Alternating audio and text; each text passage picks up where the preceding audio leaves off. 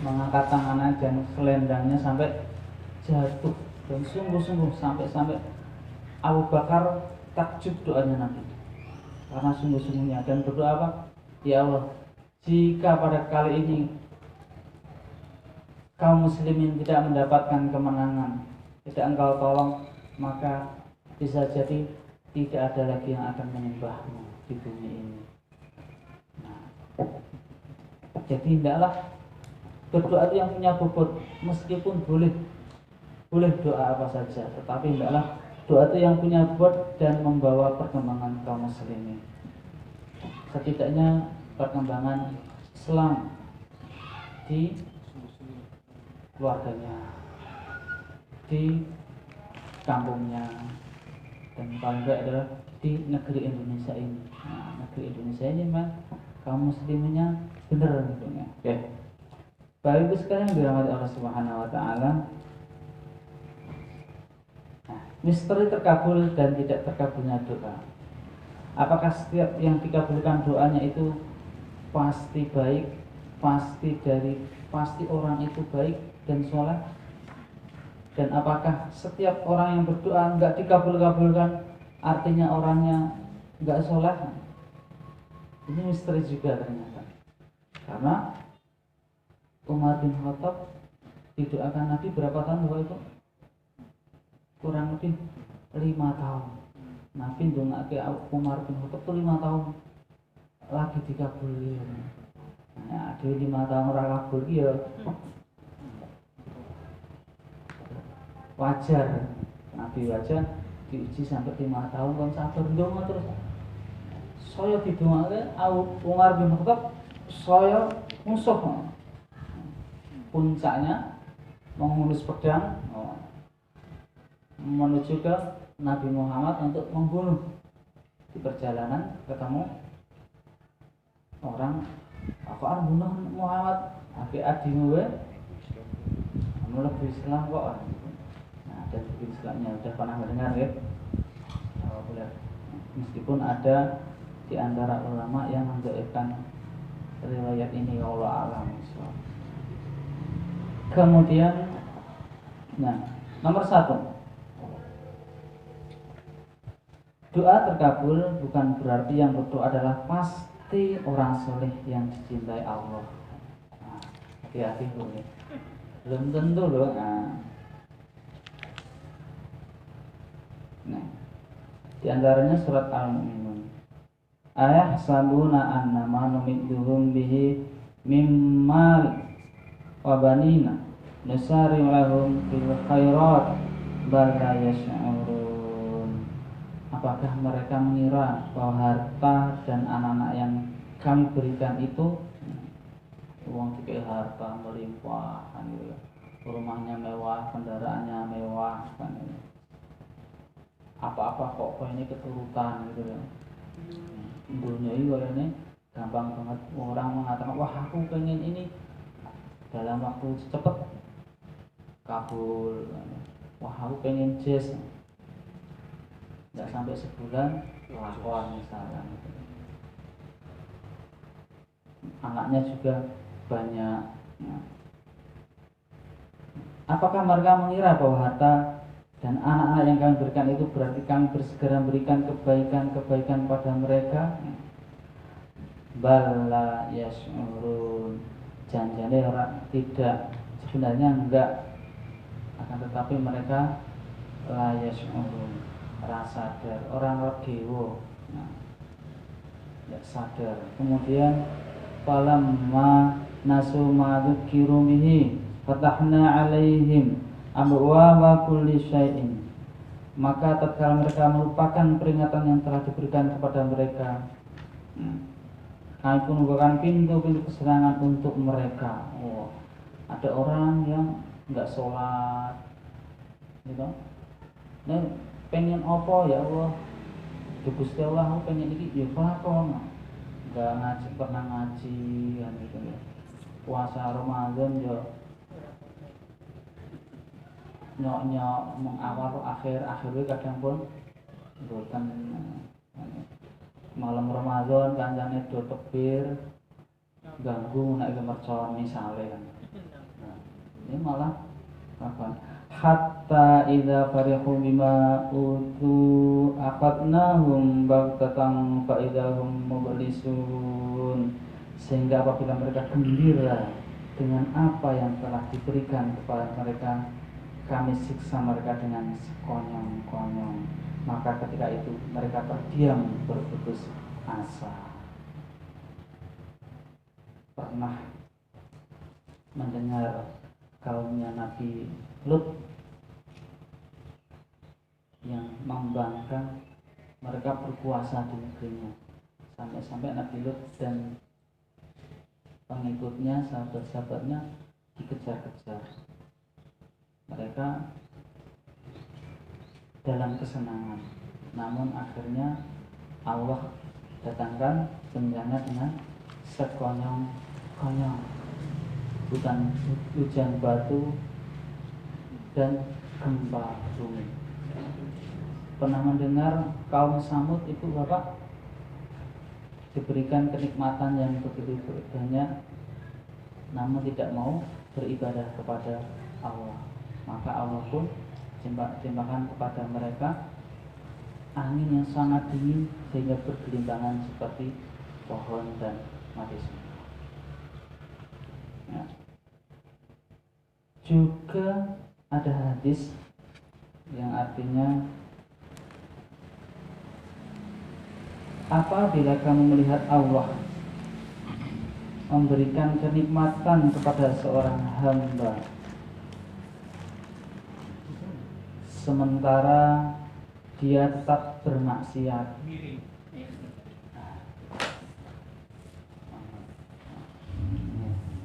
menawi jenengan ningali Gusti Allah itu paring kanikmatan dumateng setunggalipun tiyang, wah gitu ya. Sementara dia tetap bermaksiat, tapi diberi nikmat terus. Kemaksiatan itu tidak lain adalah istiqrot yang dilakukan Allah kepadanya, yakni lahirnya kenikmatan tetapi untuk semakin menjauhkan dari Allah. Nah, bisa jadi orang-orang yang membangkang, tidak mau mengikuti perintah Allah, bahkan melanggar perintah Allah, itu disebut apa Bu? Pak? Istiqrot. Nah, ini dilulu bahasa Jawanya, dibiarkan dulu supaya sisane saya menjauh. Kayak nek wong mancing, ada yang suka mancing. Nek mancing gede iki ora langsung diangkat ya, Pak. Tarik sithik dulur nganti lenggek. Nah, nanti kelenger kan gitu baru diangkat. Nah, kurang lebihnya seperti itu. Jadi kalau orang kok diberi nikmat terus sama Allah, ya diulur-ulur sih kayak mantong lenggek sih kayak kan. Nah, kurang lebihnya seperti itu.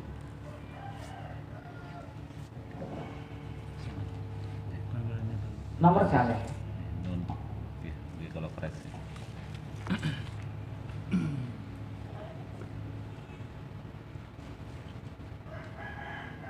Doa-doa syirik tidak dapat menentukan terkabulnya doa, sehingga membuat hal yang subhat saja, melainkan dalam hal yang remeh saja.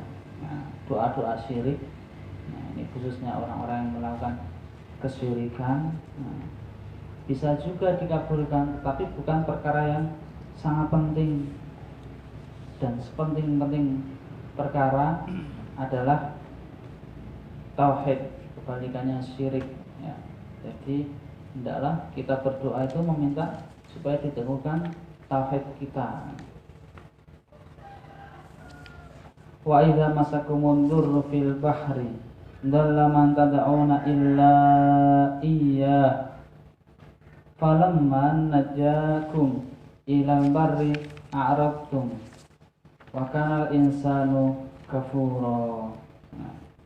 Wa idza maskumul dzurru fil bahri, dan apabila kamu ditimpa bahaya di bahar, di lautan, dzalla man tad'una illa iya, niscaya hilanglah siapa yang kamu serukan kecuali dia. Nah, ada orang-orang ketika ditimpa kesulitan, bencana, ini diibaratkan adalah di tengah lautan, maka orang itu akan berseru kecuali hanya pada Allah saja lagi. Nah, saat itu kesulitan keeling Gusti Allah.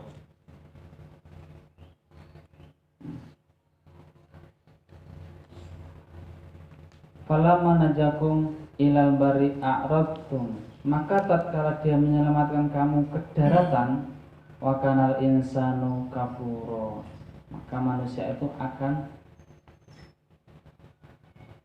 berpaling lagi, tidak akan berterima kasih lagi kepada Allah, makanya kembali kepada kekufuran. Nah, ini hati-hati. Dan banyak sekali, jadi jangan menjauh, jangan heran kalau orang-orang kafir, mohon maaf, menyebut kafir itu nggak usah alergi gitu. Karena sekarang kayaknya kafir ini radikal ya. Allah sendiri nih yang menyebutkan ini. Hanya pada kuliah al kafirun, kalimatnya ya orang-orang kafir ya, enggak non muslim gitu, enggak ya kafir. Innalladzina kafaru, sesungguhnya orang-orang kafir ya kafir, tidak sesungguhnya orang-orang non muslim ya enggak wangun kan. Jadi kadang aku dhewe nek nang tempat yang belum terkenal tempatnya itu kalau menikah kafir kayak ono intel kan. Ini juga ada intel. Kayak mulai-mulai dicegat. Nah, ini ada deh. Jadi Bapak Ibu sekalian yang dirahmati Allah, jangan heran kalau orang-orang kafir itu juga diberi kenikmatan di dunia ini. Pernah mendengar banyak hadis, banyak sekali. Ya, seumpama dunia ini lebih mulia dibanding salah satu sayap ekor nyamuk, maka orang kafir nggak akan dikasih. Itu hadisnya gitu ya, nanti bisa dibuka. Dan banyak sekali. Ada lagi Nabi ketika berjalan terus bersama sahabat yang lain di pasar menemukan bangkai kambing, dan diketahui kambing yang mati ini telinganya sudah putus atau cacat. Nabi mengatakan, nih siapa nih yang mau ambil memanfaatkan kambing yang udah mati ini? Di antara sahabat mengatakan, ya Nabi, jangankan udah mati, masih hidup pun nggak ada yang mau, sudah cacat kan. Maka Nabi mengatakan, ketahuilah bahwa sesungguhnya dunia itu tidak lebih berharga dari bangga ini. Masya Allah. Oh, ingat hadis ini wis banyak istighfar. Tangi turu nanti turu itu sedeleng-eleng dunia ya. Padahal tidak lebih berharga dari itu. Kayak orang. Nah, Bapak Ibu sekalian dirahmati Allah Subhanahu wa taala, jadi doa syirik tidak dapat menentukan terkabulnya doa. Jadi kalau orang-orang syirik kok meminta sesuatu dapat, bukan artinya kesyirikannya itu betul kan gitu ya. Mintanya kepada anaknya Allah, nah kok dikabulkan. Nah, sekarang hati-hati. Allah kok dituduh punya anak kan, keterlaluan, kok tega gitu kan. Gitu tuh yang saya kita karena Bapak Ibu saya bayangkan yang saya ini karena akidah penting banget. Misalkan di sebelah kanan Bapak ada anak lahiran, terus Bapak punya tetangga sebelah kiri, kemudian kepada tetangga sebelah kiri mengucapkan selamat ya Pak atas lahir Bapak Anda. Kira-kira sih di menurutku mangkal enggak? Oh, dua anakku kok mengucapkan selamat roh itu kan mesti gitu. Itu nah menuduh orang jana dituduh jana mesti mangkal. Makanya di surat Maryam ayat 88 nanti dibuka, karena orang-orang yang mengatakan bahwa Allah mengambil anak, sampai-sampai langit akan pecah, bumi akan terbelah, dan gunung akan gugruk, akan jeblok. Nih, hati. Nomor 3, monggo dipun sambi nggih. Oh, pun ta. Monggo Bapak disambi. Sampun. Terima kasih 15 menit insyaallah. Nomor 3. Doa hanya salah satu sebab yang tak berbeda dengan sebab-sebab lainnya. Nah, doa itu salah satu sebab yang tak berbeda dengan sebab-sebab lainnya. Jadi terkabulnya sesuatu itu banyak sebab. Takdir memang telah menetapkan segala kebaikan untuk melalui sebab-sebab tertentu. Sebagaimana takdir juga menetapkan masuknya seseorang ke jannah dengan amal soleh. Nah, kan kalau mau masuk surga, terus beramal soleh, tapi juga harus berdoa. Jadi doa itu tidak satu-satunya terkabulnya. Lahirnya seorang anak lewat hubungan suami istri, kan nggak mungkin tanpa suami istri berdoa minta punya anak. Nggak mungkin juga kan. Nah, nanti dituduh lagi selamat anak Anda lahir tadi jadinya naik, repot, bahaya. Atau datangnya ilmu lalu belajar. Nah, kita pengen anak kita pintar, ya belajar kan, rajin, juga berdoa. Jadi doa itu salah satu sebab, tidak satu-satunya sebab, bisa jadi. Nah, maka di hadis ini, sesungguhnya doa dan balak bertemu di antara langit dan bumi, lalu keduanya bergulat mencari mangsa. Nah, jadi para ulama menyebutkan doa itu akan naik ke langit dan akan bertarung dengan balak. Ketika takdir kita itu berangkat MHM, berangkat sekolah umroh misalkan, takdirnya itu misalkan kesandung waktu, karena tetapi ketika berangkat kita sudah berdoa minta keselamatan, nah naik ke langit maka akan bergulat sehingga bisa diberi keselamatan. Itu diantaranya. Dan ini riwayat yang hadis. Nomor 4.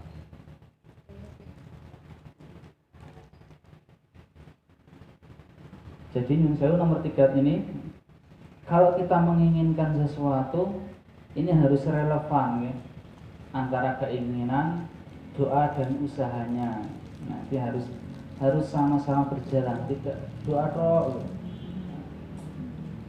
Karena sudah tidak berlaku seperti Maryam. Kisahnya Maryam itu yang ada di mihrab. Pernah dengar ya Pak? Maryam itu di mihrab, kalau minta sesuatu tinggal minta sama Allah, minta buah-buahan, minta makanan, Allah turunkan dari langit langsung. Ini zaman Maryam dan Zakaria. Maka Zakaria pun heran, ayah Maryam, kena angkuhan gitu ya. Kok kan kok menil, karena Maryam ditaruh di mihrab, karena perempuan, Zakaria yang menjagai, yang tiap waktu nengok, loh kok di kamarmu sudah ada makanan gitu. Maka Maryam jawabnya nanti bisa dibaca di surat Maryam. Ini adalah karunia dari Allah.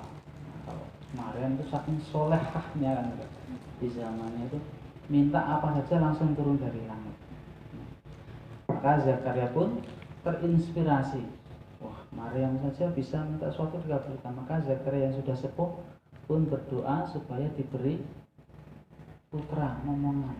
Nah, nanti dibaca surat Maryam juga diceritakan Zakaria kemudian berdoa, maka diberi putra, berdoa, Robbi habli miladunka dzurriyyatan thayyiban. Ya Allah, aku mohon padamu karuniailah anak yang thayyiban, anak yang baik.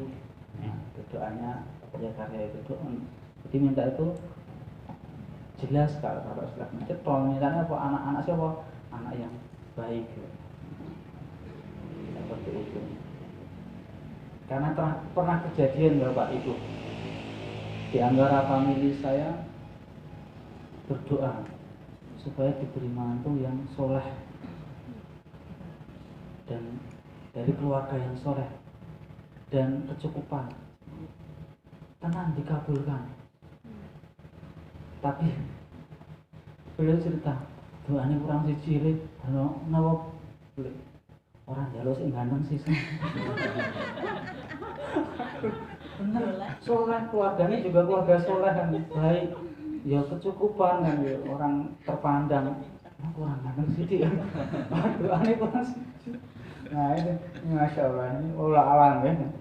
Ini kisah-kisahnya seperti itu. Seperti Zakaria doanya minta anak yang soleh, maka Allah pun melalui malaikat Jibril memberi kabar akan lahir seorang bernama Yahya.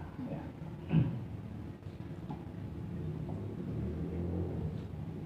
Kemudian nomor 4, doa-doa yang tidak disyariatkan tidak bisa menjadi sebab tercapainya tujuan. Nah, doa-doa yang tidak disyariatkan tidak bisa menjadi sebab tercapainya tujuan. Nah, ini jadi yang tidak disyariatkan itu bisa syirik, bisa sepertinya sunnah juga kan gitu kan. Apa aja belum tentu menjadi yang disyariatkan. Misalkan ini memberi contoh dari Ibnu Umar, Nabi bersabda, sesungguhnya nazar itu tidak akan mendatangkan kebaikan, namun ia hanya akan dapat mengeluarkan dari kebahilan. Nah, jadi nazar, sering bernazar ya, wah anak aku tambahan UGM, apa kosong,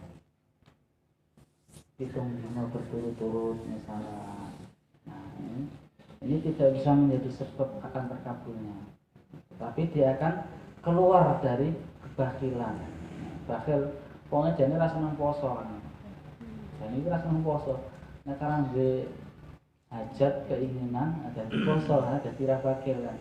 Wah aku besok nek anakku ketompo nang Universitas Islam Madinah, nah hal ini kan. Di Pak Eko. Amin. Amin. Ini mohon doanya putranya Pak Eko mudah-mudahan diterima ke Madinah. Amin. Nah, aku harap meraktir konco-konco MHM. Wah, misalnya gitu. Amin. Nah, kamu biasanya ya ora tahu. Cekok banget gitu. Mohon maaf, Pak. Ini bercanda. Nah, misalkan gitu gitu. Nah, ini kemudian juga di Abu Hurairah, dari Abu Hurairah. Sesungguhnya nazar itu tidak dapat mendekatkan seorang hamba pada apa yang tidak ditakdirkan oleh Allah. Nah, saya ulang. Nah, sesungguhnya nazar tidak dapat mendekatkan seseorang hamba pada apa yang tidak ditakdirkan oleh Allah. Nah, merah ditakdirkan ya orang. Tapi nazar itu hanya bersesuaian dengan takdir. Nah, sesuai ya, sesuai ya. Makanya kalau kita bernazar belum tentu juga toh. Nazar anakku mudah-mudahan diterima di universitas ini misalnya. Tapi ya ternyata enggak. Bisa iya bisa tidak, karena kadang sesuai kadang tidak. Sehingga mengeluarkan pelakunya dari kebakiran. Nah, hanya keluar dari sifat bakhilnya itu, orang itu keluar. Di saat orang yang bakhil itu tidak mau mengeluarkan kebakilannya tersebut. Biasanya nggak mau puasa, seperti biasanya nggak mau puasa jadi rajin puasa. Biasanya yang jarang bersedekah jadi ini sudah kok jojoran. Wah sesuai putraku tampo anak aku tampo apa PNS kan misalnya biasanya. Awar undang tonggo-tonggo kuburan syukuran. Tonggo biasanya ya rata syukuran. Padahal diberi keselamatan terus selama ini. Misalkan, jadi tidak menjadi syariat. Ini yang perlu diperhatikan, tidak menjadi syariat.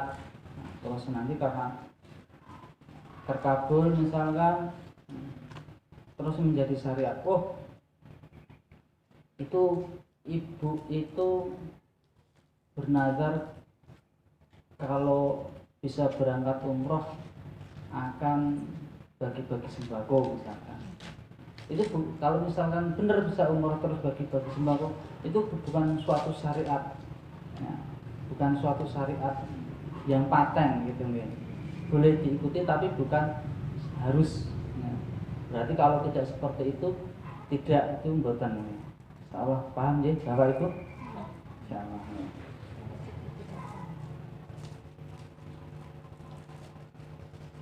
Yang terakhir,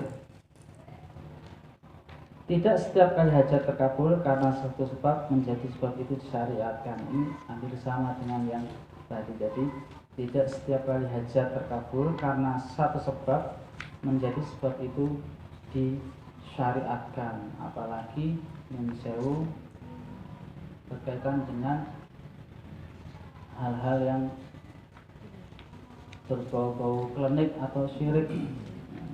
Misalkan putranya mau, mohon maaf, daftar PNS misalkan, datang ke orang pintar kan, saya nggak berani ikut Pak Kiai, nggak berani. Iya, soalnya saya di rumah disebut Mas Kiai juga ya.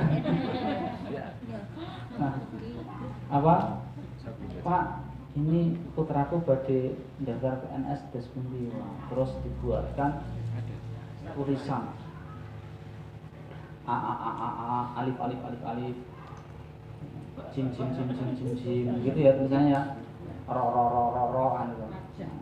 Nah, terus ini le ngikut kang omah dicelup banyu putih tak gelas duda gitu ya, terus diminum saat durunge menyang ujian atau malam harinya, maca ayat kursi ping 555 misalkan. Nah, biidznillah tenan diterima misalkan, terima PNS. Nah, ini